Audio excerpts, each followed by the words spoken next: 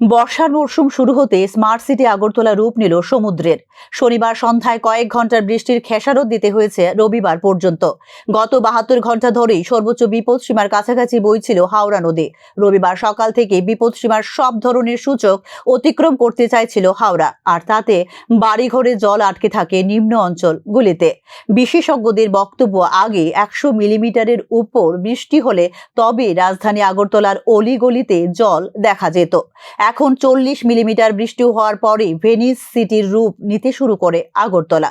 গত 24 ঘন্টার হিসেবে রবিবার বেলা 12টা পর্যন্ত আগরতলা শহরে 137 মিলিমিটার বৃষ্টি হয়।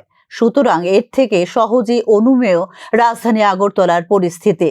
ভারী বর্ষণের কারণে মহকুমার বিভিন্ন স্থানে 4টি ত্রাণ শিবির খোলা হয়েছে।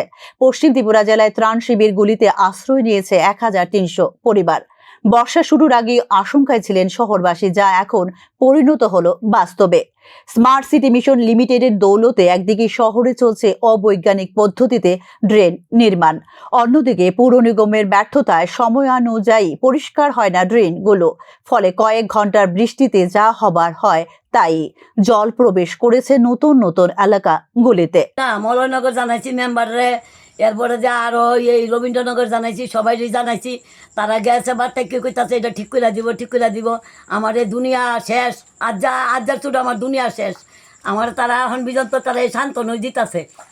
আজ যা আমি কই থাম কই খাম, আমার এই চিন্তা নাই কোনো।